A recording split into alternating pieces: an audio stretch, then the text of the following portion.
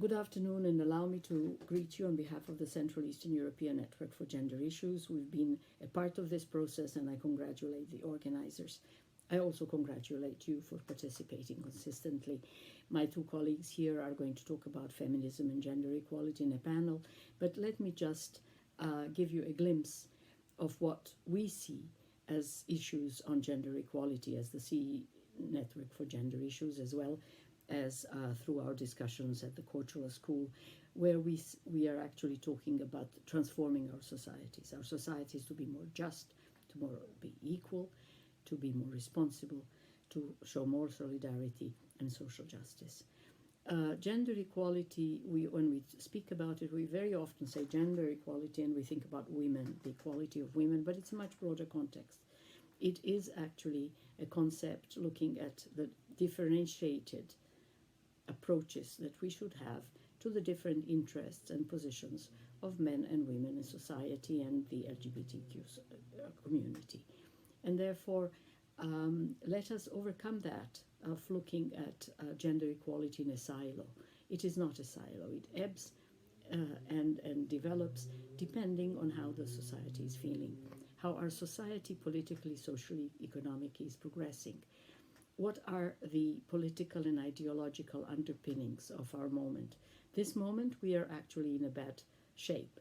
We have more authoritarianism, we have an ebb of democracy, we still haven't, we have a war in Ukraine, we have all the energy, environment and other challenges, immigration of course, and so that is also reflected on gender equality. That is reflected on all the issues of human rights and democracy in our societies.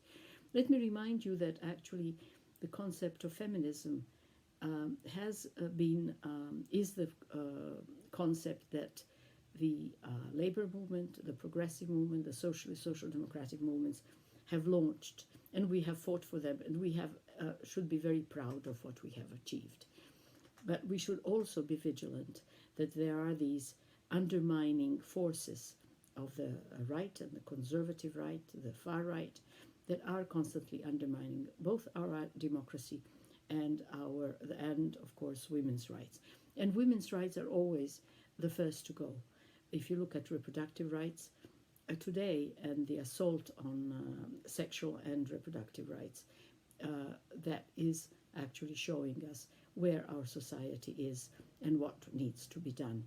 Therefore, there's a long task ahead. We have introduced the quota system, but let us not kid ourselves. Just sheer numbers of women in political leadership is not going to change the situation per se.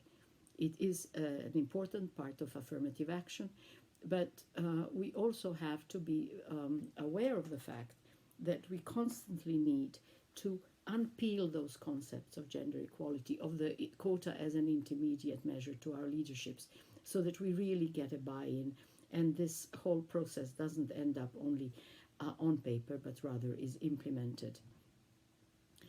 Finally, we talk about gender mainstreaming, and you'll be talking about it again, that issue of the silo, and being able to grasp that question within the overall political and ideological construct. If I had a discussion previously on trying to put the issue of gender equality into all the sessions, and I think we should, because as I said, it's a litmus test. And then finally, let me say something about political correctness. We tend to be very dogmatic about things, but let us have an open mind. And as one of the inspectors in a crime series said, there is something inherently wrong with a society that has its humanity stripped bit by bit. So let us not be dogmatic. Let us be open, let us see it as a process, and let us contribute to that process through that openness, through that ideological underpinnings and thinking.